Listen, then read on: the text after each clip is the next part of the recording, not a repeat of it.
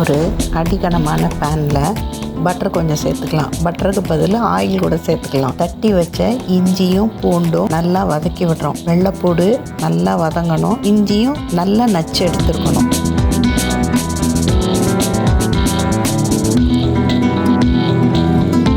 இப்போ பச்சை வாசனை போயிருச்சு.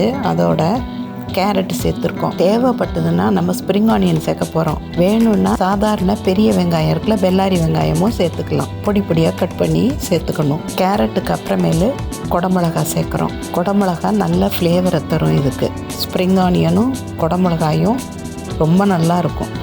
கேரட்டை நல்லா வதங்கணும்.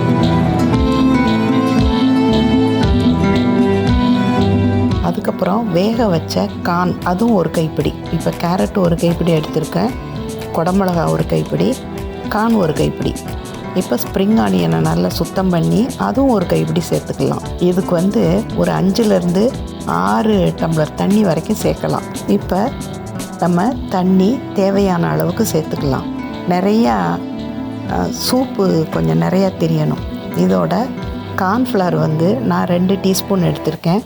அதோட தண்ணி சேர்த்து கொஞ்சம் உப்பும் இதிலையே சேர்த்துட்டேன். அந்த சூப்புக்கு தேவையான உப்பையும் சேர்த்து கரைச்சிட்டு அடியில் தங்காத அளவுக்கு நல்லா கிண்டி விட்டுட்டு நல்லா கொதிச்சு, அதாவது கேரட்டு வேகணும்.